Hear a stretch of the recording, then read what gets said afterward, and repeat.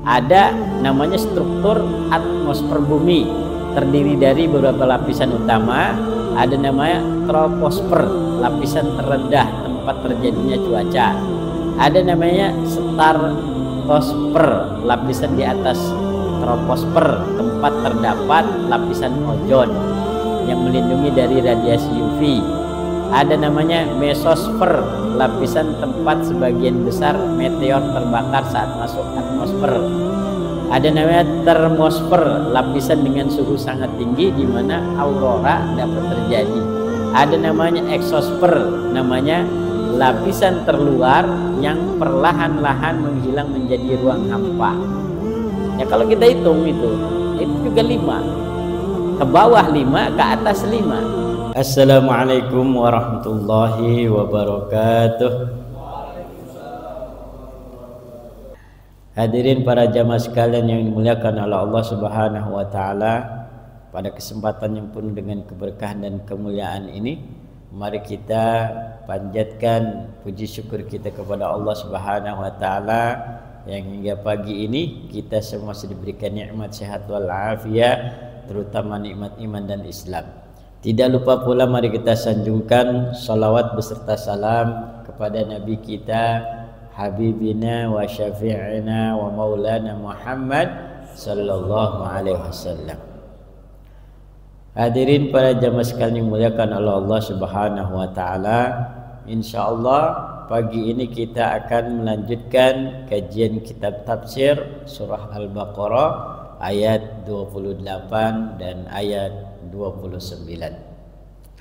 Dan seperti biasa, sebelum kita lanjut kajian ini, mari kita dengarkan bersama lantunan ayat suci Al-Quran yang dibacakan oleh Al-Mukarram Ustaz Iwan. Kepadanya dipersilahkan.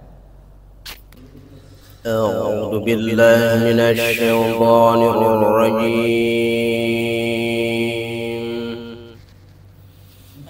Bismillahirrahmanirrahim.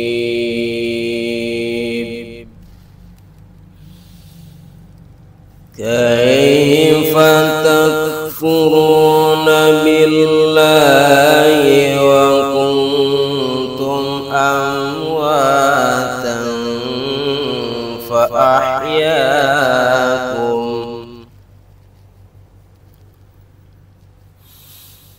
summa yumitukum summa yuhyikum summa ilaihi turja'un.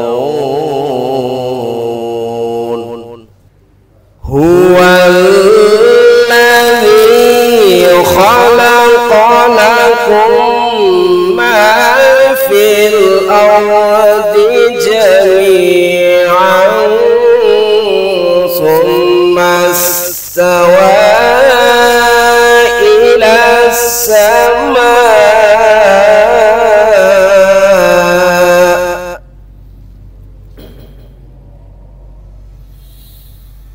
ila as-samaa'i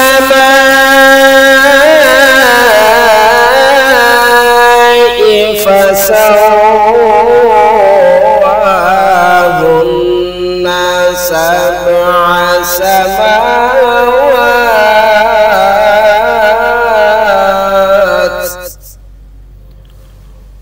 wa huwa bikulli syai'in 'alim.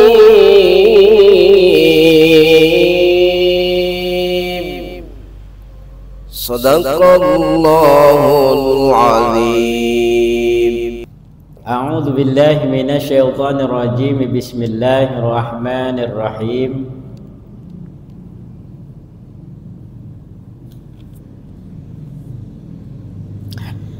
Kaifa takfuruna billahi wa kuntum amwatan fa ahyaakum summa yumitukum summa yuhyikum summa ilaihi turja'un.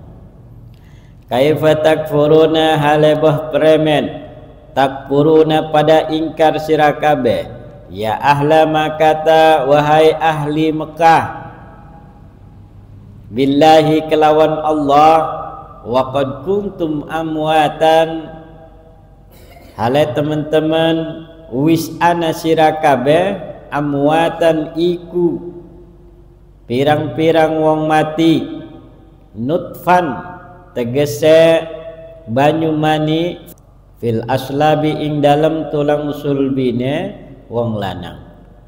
Fa ahyakum mangka ngurip akan Allah kum ing sira kabeh fil arhami ing dalem pirang-pirang rahim ibu-ibu, wa dunya lan dunya, binabkhir ruhi kalawan niup akan ruh fikum ing dalem sira kabeh.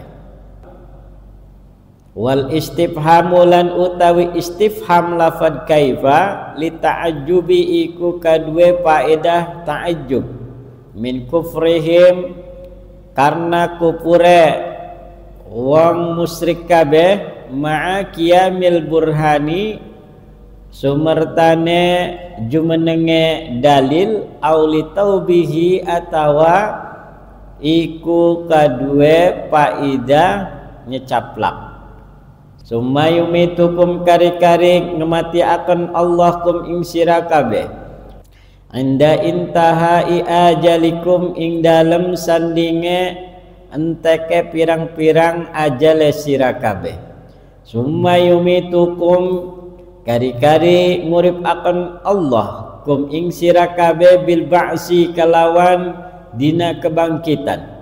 Summa ilaihi turja'una kari-kari maring Allah turja'una den balik akan sira kabeh, turadduna tegese den balik akan sira kabeh ba'dal ba'si ing dalam suwise hari kebangkitan. Fayujajikum mangka ngebales Allah kum ing sira kabeh bi a'malikum kalawan pirang-pirang amal sira kabeh.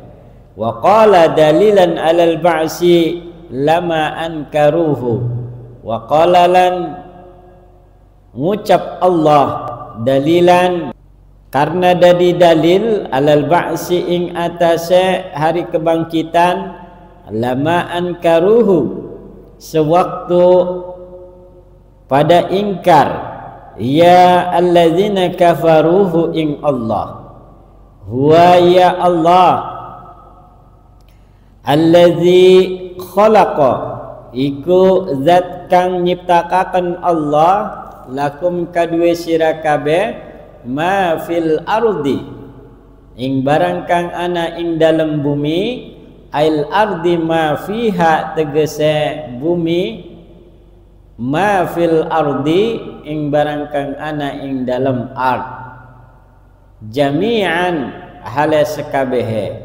litantafi'u bihi litantafi'u derapan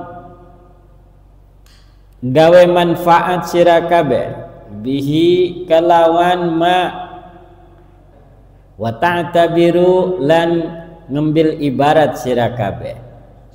Sumastawa kari-kari neja Allah ba'da khalqil ardi ing dalam sewise nyiptakakane bumi, ay kosoda tegese neja ya Allah ila sama'i maring langit, fasawwahunna mangka nyempurnaaken Allahunna ing sama, ad-dhamiru utawi dhamir lapadhunna yarji'u iku bebalik iya dhamir ila sama'i maring lapad as-sama, li'annaha karena setuhune lapad hunna fi makna jam'il ailati ilaihi iku tetep ing dalam makna jama kang condong ilaihi maring sama.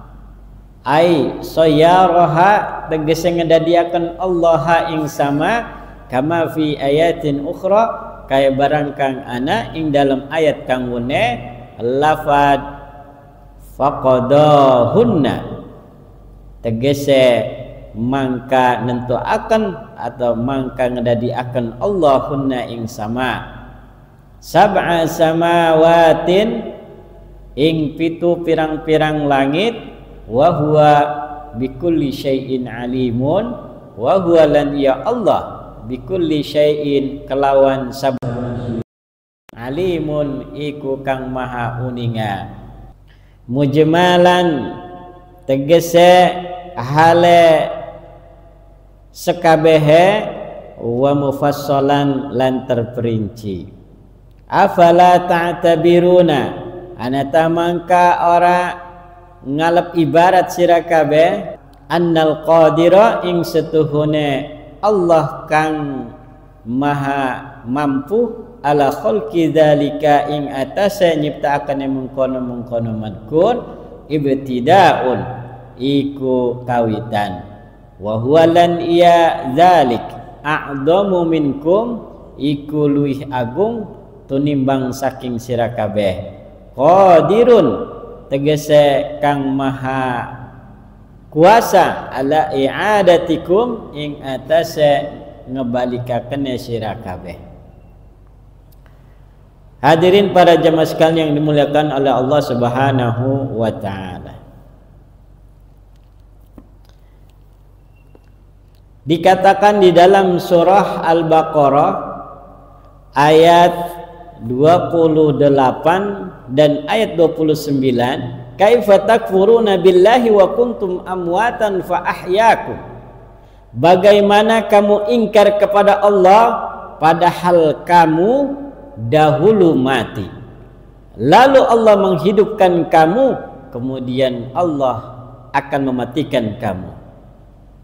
Allah akan menghidupkan kamu kembali dan hanya kepada Allah lah kalian dikembalikan. Huwallazi khalaqalakum ma fil ardi jami'an. Allah dat yang menciptakan bagi kalian sesuatu yang ada di bumi jami'an seluruhnya. Summastawa ilas samai, kemudian Allah menyengaja menciptakan langit. Fasawwahuna, kemudian Allah menyempurnakannya. Sab'a samawatin, 7 langit. Wa huwa bikulli syai'in alimun, dan Allah atas segala sesuatu maha mengetahui. Itulah isi daripada ayat 28 dan ayat 29. Di sini kita akan pahami pertama, ayat ini ditujukan saat itu adalah kepada penduduk Mekah. Sebagaimana penjelasan dalam kitab tafsir Jalalain bahwa dikatakan kaifa takfuruna, bagaimana kalian ingkar, ai ahla Makkah.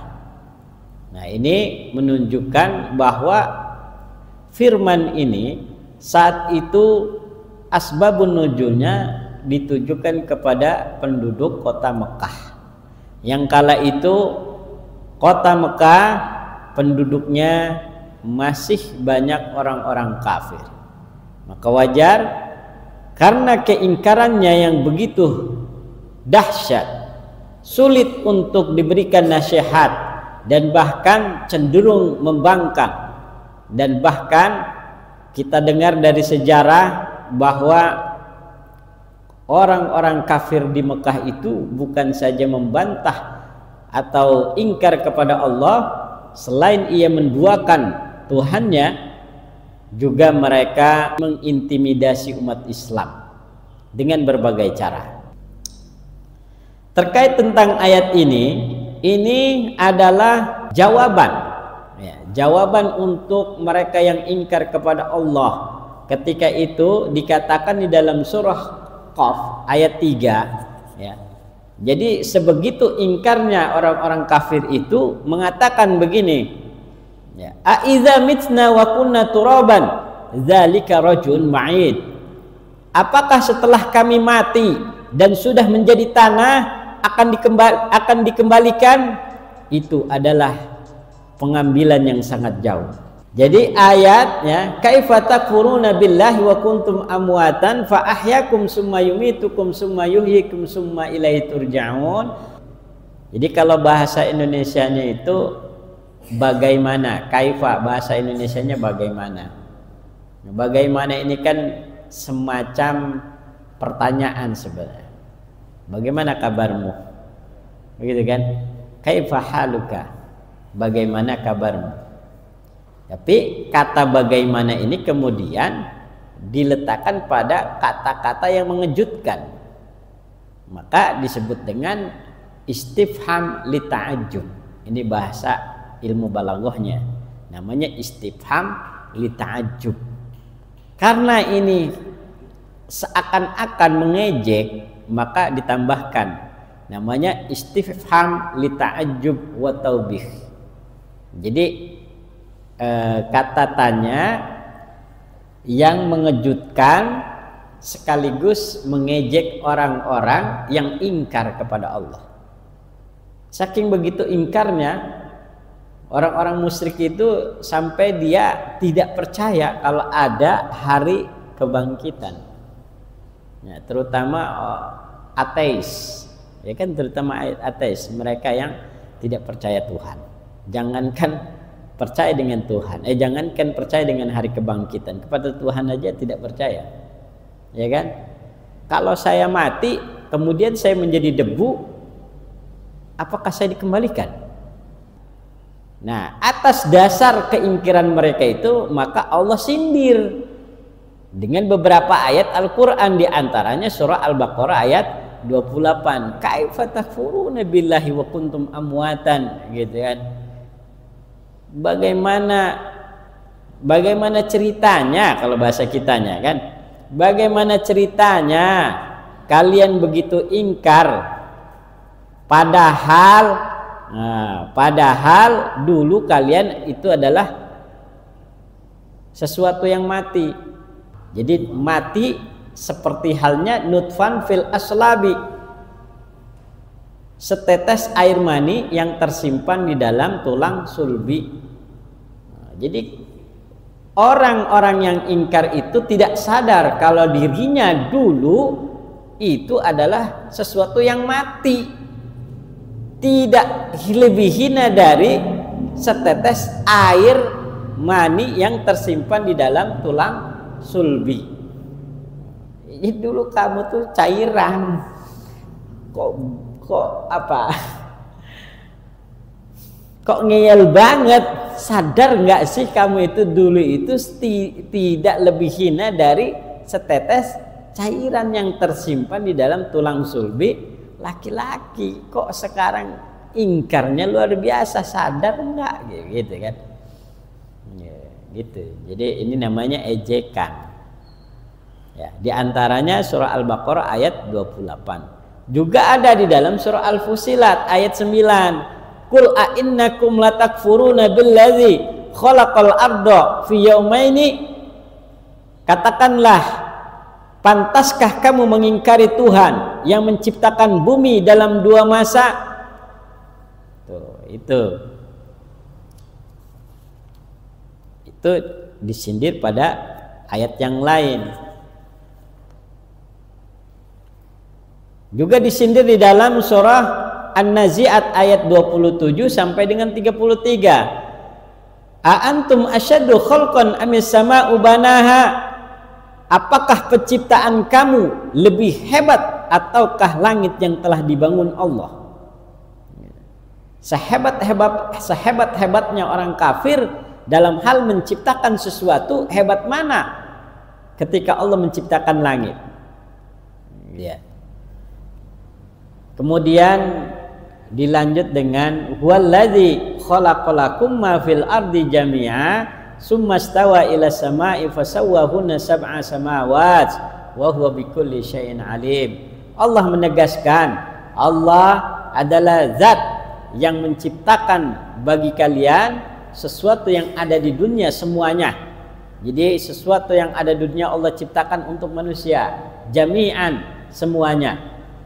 Summa stawa ila samai fasawwahunna sab'a samawat. Kemudian Allah menyengaja menciptakan langit, kemudian menyempurnakannya. Menyempurnakannya menjadi 7 langit. Nah, Allah Maha mengetahui atas segala sesuatu. Nah, terkait tentang kata ini salah satu dalil bahwa Allah menciptakan 7 langit dan 7 bumi.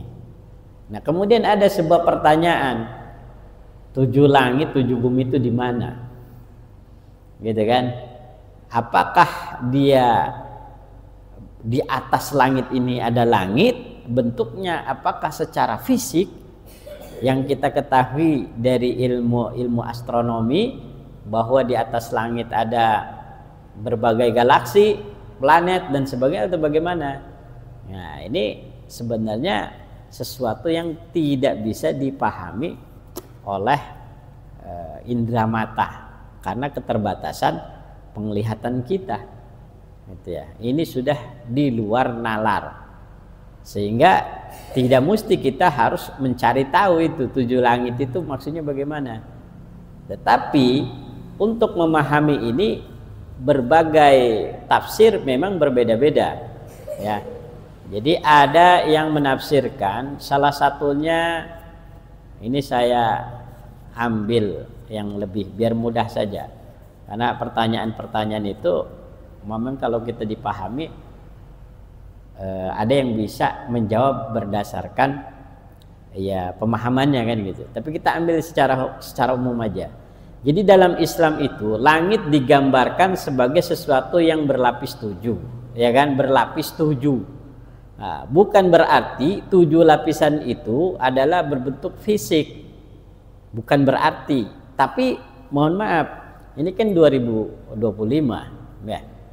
Ilmu pengetahuan dunia di tahun 2025 mungkin boleh jadi kita belum bisa menerawang 7 lapis langit itu seperti apa karena keterbatasan pandangan mata kita, ya kan, keterbatasan teknologi kita di tahun 2025. Al-Quran mengkonfirmasi bahwa langit itu ada 7, bumi juga demikian, kan begitu. Nah, yang terkonfirmasi sekarang itu belum bisa memastikan langit yang kedua, ketiga, keempat sampai 7 itu yang mana. Sehingga ulama ambil pemahaman yang umum saja bahwa kata 7 langit itu bukan berarti bentuknya fisik seperti gambaran mata kita. Kalau gambaran mata kita 7 lapis bumi itu jangan-jangan di sini ada istilah kan, kalau 7 lapis bumi itu ada namanya kerak bumi, mantel atas, mantel bawah, inti luar, inti dalam. Itu udah berapa tuh? Udah 5 ya, yang bumi maksudnya. Nah, itu kan kasat mata dan itu sudah diteliti oleh para ahli. Tapi bukan itu maksudnya, karena kalaupun dihitung baru 5, mana 2 lagi? Kan begitu. Nah, ternyata bumi juga di situ ada semacam lapisan-lapisan atasnya gitu. Seperti lapisan atmosfer itu ya, lapisan-lapisan atmosfer bumi itu ada namanya struktur atmosfer bumi, terdiri dari beberapa lapisan utama. Ada namanya troposfer, lapisan terendah tempat terjadinya cuaca. Ada namanya stratosfer, lapisan di atas troposfer, tempat terdapat lapisan ozon yang melindungi dari radiasi UV. Ada namanya mesosfer, lapisan tempat sebagian besar meteor terbakar saat masuk atmosfer. Ada namanya termosfer, lapisan dengan suhu sangat tinggi di mana aurora dapat terjadi. Ada namanya eksosfer, namanya lapisan terluar yang perlahan-lahan menghilang menjadi ruang hampa. Ya kalau kita hitung itu juga 5. Ke bawah 5, ke atas 5. 10. Iya. Belum. Apakah yang begitu? Bukan. Itu kasat mata. Belum pasti dikatakan 7 lapis langit, 7 lapis bumi. Jadi belum bisa. Nah, sehingga di tahun 2025 ini ulama secara amannya memahami ini adalah yang dimaksud dengan 7 lapis langit itu. Ya, jadi bukan seperti atmosfer bumi ataupun langit ya, melainkan sebuah sistem yang berlapis-lapis, kompleks dan memiliki tingkatan. Jadi bahasanya sistem yang berlapis-lapis. Jadi sistem yang berlapis-lapis bisa jadi itu adalah 7 lapis, tapi sistemnya, bukan bentuk fisiknya, tapi sistemnya. Sistem yang berlapis-lapis yang bisa jadi itu adalah ada 7 sistem lapisan. Nah, itu lebih bisa masuk akal gitu. 7. Kemarin ada pertanyaan tuh dari teman kita. 7 lapis langit kayak gimana Ustadz bentuknya? Kan gitu ya. Kemarin kita waktu silaturahmi. Gimana bentuknya? Itu maksudnya. Kalau dipahami secara fisik tidak bisa karena kita tidak punya alat. Nah, tapi kalau kita pahami secara maknawi, makanya kalau pemaknaan itu kan ada istilah makna lafzi adalah makna maknawi. Artinya makna yang kelihatan, ada yang makna yang tidak bisa dilihat. Gitu. Kalau makna lafzi kita tidak punya alat itu. Ya, seperti halnya Nabi di masanya mengatakan ada namanya ada lautan yang terpisah, ya kan? Lautan yang terpisah gitu. Kalau saat itu Nabi mengatakan begitu, kemudian ada lautan terpisah, saat itu Nabi bilang begitu, ya bisa jadi orangnya bukannya percaya malah ingkar, tapi ternyata kesini kan gitu. Nah, sains mengatakan dan melihat faktanya benar ada, kan begitu. Jadi tidak bisa disampaikan di saat itu. Dan sekarang pun saya katakan pun demikian, 7 lapis langit, 7 lapis bumi, boleh jadi di tahun 2020 ini kita tidak bisa melihat dengan mata kepala kita karena keterbatasan pandangan kita dan teknologi. Tapi mungkin bisa jadi anak cucu kita nanti, gitu kan, di tahun sekian, wallahu alam, kiamat sampai kapan kita nggak tahu, kan gitu. Nah, tapi intinya di keturunan kita yang akan datang, mereka akan melihat, menyaksikan isyarat yang Allah sampaikan di dalam Al-Quran. Oh bisa jadi, 7 lapis langit itu tuh rupanya. Bisa kita bisa melihat, ya kan? Bisa jadi kan? Gitu. Jadi kita jangan bicaranya sekarang. Tapi kalau sekarang kita hanya bisa menyimpulkan sesuatu yang logika bagi kita. Nah, jadi 7 lapis langit itu adalah sistemnya. Sistem yang berlapis-lapis, kompleks dan memiliki tingkatan gitu. Nah, pemahaman 7 lapis langit itu pertama bukan fisik ya. 7 lapis langit dalam Islam tidak berarti 7 lapis fisik seperti yang kita lihat di atmosfer bumi yang tadi saya baca itu kan. Nah, kemudian sistem berlapis-lapis ini ya dalam bahasa Arab adalah sama, merujuk pada segala sesuatu yang ada di atas kita, termasuk alam semesta, benda-benda langit. Ya, intinya sesuatu yang ada di atas kita itu namanya langit, kan begitu. Nah, adapun sistemnya itu berlapis-lapis, kan begitu. Nah, itu ya sistem daripada langit itu berlapis-lapis. Nah, itu bisa jadi ada 7 sistem, gitu, sesuai dengan isyarat yang disampaikan di dalam Al-Quran. Ya, dan hal itu juga diperjelas di dalam beberapa insiden yang lain ya, seperti misalnya penjelasan dalam hadis tentang peristiwa Isra Mi'raj ya, perjalanan Nabi Muhammad SAW menembus 7 lapis langit. Jadi yang pernah merasakan menembus 7 lapis langit yaitu Nabi Muhammad. Nah, itu dia, makanya kita manusia biasa belum tahu fisik 7 lapis langit kayak apa. Nabi Muhammad sudah, makanya sudah disampaikan, kan gitu. Nah, tuh, jadi ketika peristiwa Isra Mi'raj, Nabi Muhammad SAW pernah menembus 7 lapis langit, memberikan gambaran tentang konsep 7 langit. Nah, seperti misalnya di Baitul Ma'mur, ya, di langit ke-7, Nabi Muhammad SAW, ya, di langit ke-7 itu bertemu dengan Nabi Ibrahim alaihissalam ya, di Baitul Ma'mur, sebuah tempat yang disucikan bagi para malaikat, di langit ke-7. Kemudian di Sidratul Muntaha, perjalanan dilanjutkan ke Sidratul Muntaha, sebuah pohon yang menjadi batas akhir langit ketujuh. Namanya Sidratul Muntaha. Nah, itu sebuah pohon yang menjadi batas langit ketujuh.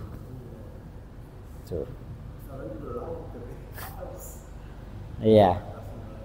Langit pertama Nabi Muhammad bertemu dengan Nabi Adam. Langit kedua bertemu dengan Nabi Isa dan Nabi Yahya. Langit ketiga bertemu dengan Nabi Yusuf. Langit keempat bertemu dengan Nabi Idris. Langit kelima bertemu dengan Nabi Harun.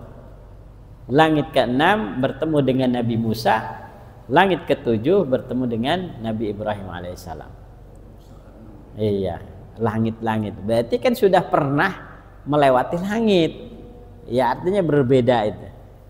Ya, dalam penjelasan kitab tafsir Sawi, jadi jarak antara langit ke satu dengan kedua atau kedua ketiga terus antara langit itu jaraknya 500 tahun. 500 tahun umur kita aja nggak nyampe, jadi nggak bakalan ketemu ke langit kedua itu, nggak bakalan. Kita di posisi langit keberapa ini? Langit pertama, langit dunia. Ke langit kedua dia 500 tahun nggak ketemu. Keluar angkasa aja berapa tahun kita? Kalau kita ngitung, misalnya ada orang ya kemarin itu kita dengar ada yang pernah ke bulan, berarti kan ke angkasa. Itu berapa bulan naik ke atas? Hah? Udah pulang. Iya. Artinya kalau begitu tidak ada manusia satupun selain Nabi Muhammad yang pernah melewati langit-langit itu. Orang iya, nggak nyampe satu malam itu. Cuman beberapa iya. Makanya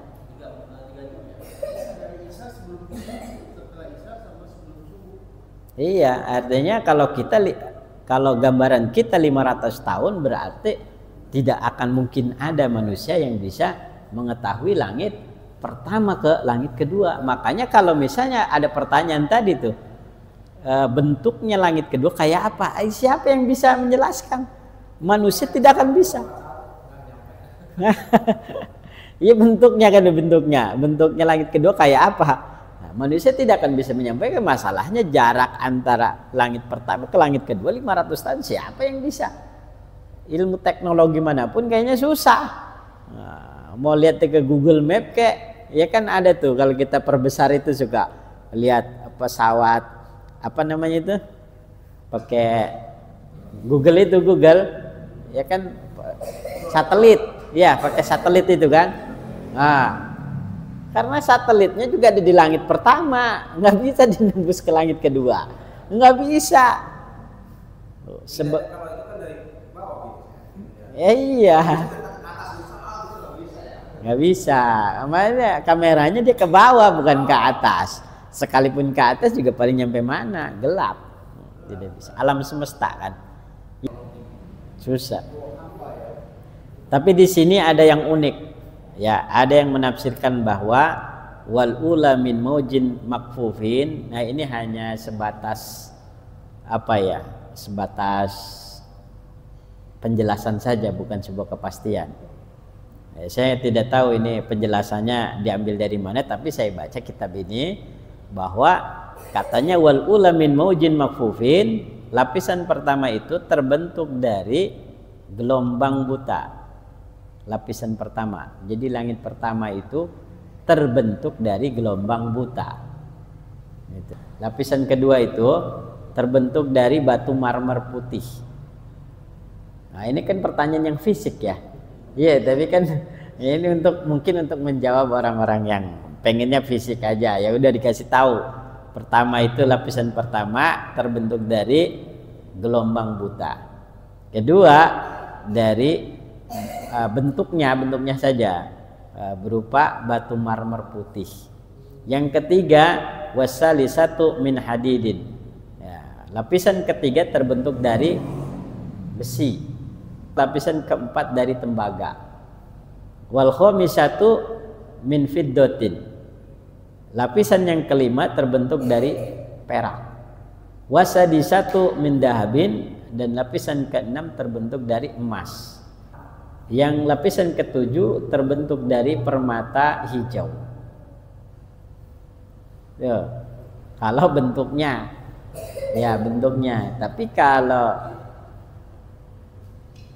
kasat mata manusia biasa tidak ada yang tahu, tidak akan tahu. Tadi karena terbatas penglihatan kita. Kedua tadi kalau berbicara jarak 500 tahun ke langit, dari langit ke satu ke dua dan seterusnya membutuhkan waktu 500 tahun, maka tidak akan ada manusia biasa yang bisa melihat karena terkait jarak tadi itu. Ya, itu apa namanya, tafsir, penjelasan, entah dia ambil sumber dari mana, tapi di sini dijelaskannya seperti itu. Kalau saya ditanya sama, misalnya saya ditanya sama Pak Jenal, Ustadz saya mau tanya, jumlah rambut ada berapa kira-kira per kepala manusia?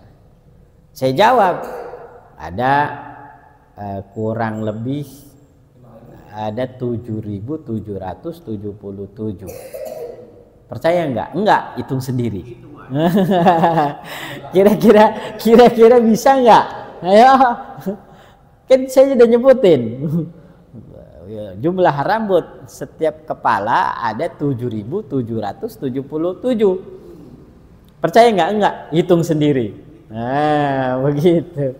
Sama kayak saya nawar, ada temen nih, ini 7 juta nih, saya tawarin 5 juta, udah ente aja nih kerjain sendiri. Kalau kita mau minta tolong dia, saya tawarin 5 juta, udah ente aja nih ngurus sendiri. Iya. Makanya ini yang lapisan tadi, ini cocok untuk jawaban orang awam. Ya, cocok. Orang awam kan terbatas. Iya, maunya yang pasti-pasti aja. Makanya kemarin yang bertanya itu cocok tuh Pak Farhat. Iya, ini jawabannya nih ada gitu. Kalau dia nggak percaya, ke sono aja, ke sono main 500 tahun. Penjelasannya kayak gini, kalau nggak percaya ya bikin sendiri lah. Iya. Itu udah dijelasin. Iya benar. Kemudian terakhir tentang kiroat. Nah ini kiroat saya baca dalam kitab Tafsir Munih karya Syekh Juhaili. Jadi kata istawa ini boleh juga dibaca apa ini? Bil imalah. Jadi ada dua boleh cara membaca. Pertama boleh dengan bil fathi, dengan membaca fathah. Mana itu istawa itu dengan fathah ujungnya, itu dibaca oleh wahiyya lughatu ahlil hijaz, itu biasa dibaca oleh penduduk Hijaz ya. Penduduk Hijaz itu ya negara Arab ya, berarti pada umumnya. Kemudian boleh juga dibaca bil imalah, dengan membaca imalah, wahiyya lughatu ahli Najd. Nah ini penduduk Najd. Imala berarti bacanya gimana? Sumastawe, yang kita pernah dengar itu. Wadduha. Ya, wadduha. Nah itu dibaca imalah. Iya, wadduha. Ini qiraatnya ahlu Najd. Penduduk kota Najd. Ya, Najd. Ya, itu bacanya. Yang ini berarti boleh dibaca sumastawe ilas sama. Ya, ini buat pengetahuan aja. Oh, sumastawe. Najd. Di Najd, kota Najd. Najd itu berarti di Arab. Masih Arab. Nah, beda qiraat. Jadi kalau baca wadduha berarti itu ahlu Najd. Ya, penduduk kota Najd. Nah, termasuknya sumastawe, bukan rajeg ya, Najd. Nah itu. Nah, tapi ternyata wabihima qara as-sab'u. Ternyata baik itu dibaca dengan fathah atau imalah itu sebenarnya disahkan oleh 7 qiraat. Jadi kuat. Yang baca wadduha itu kuat, boleh. Iseng-iseng kalau lagi di mana coba baca wadduha wal laili idza saja. Iya, pengetahuan kan? Pengetahuan boleh, orang ini qiraat sab'ah kok boleh. 7. Imam yang kuat itu 7. Ya, termasuknya summastawa ilas sama'i fasawwahunna sab'a samawat, begitu ya. Kemudian di situ ada wa huwa bikulli syai'in alim. Nah, itu juga sama. Wa huwa itu kan huruf haknya domah, wa huwa kan. Nah, itu boleh dibaca wahwa. Summa stawa ilas samaa'i fasawwahunna sab'a samawat wa huwa bikulli syai'in alim. Jadi harus satu qiraat berarti. Wahwa itu qiraat Abu Amr, Kisai dan Qalun. Gitu. Jadi cara bacanya semua sebenarnya kalau kita menemukan isim domir itu huwa itu kan isim domir ya. Nah, ada awalannya wahwa, kita boleh baca wahwa, haknya disukunkan. Nah, itu namanya qiraat Abu Amr, Kisai dan Qalun. Jadi boleh, itu dia termasuk qiraat sab'ah itu. Gitu. Yang penting tadi kita tahu ilmunya, jangan baca tapi kita nggak tahu. Gitu. Kita mau baca seperti itu boleh. Wahwa, ya dapat 2 tuh. Jadi summa stawa ilas samaa'i fasawwahunna sab'a samawat wa huwa bikulli syai'in alim. Ya, gitu ya. Berubah ini ya, berubah huruf ya, apa namanya? Harkatnya yang berubah, bukan hurufnya, harkat.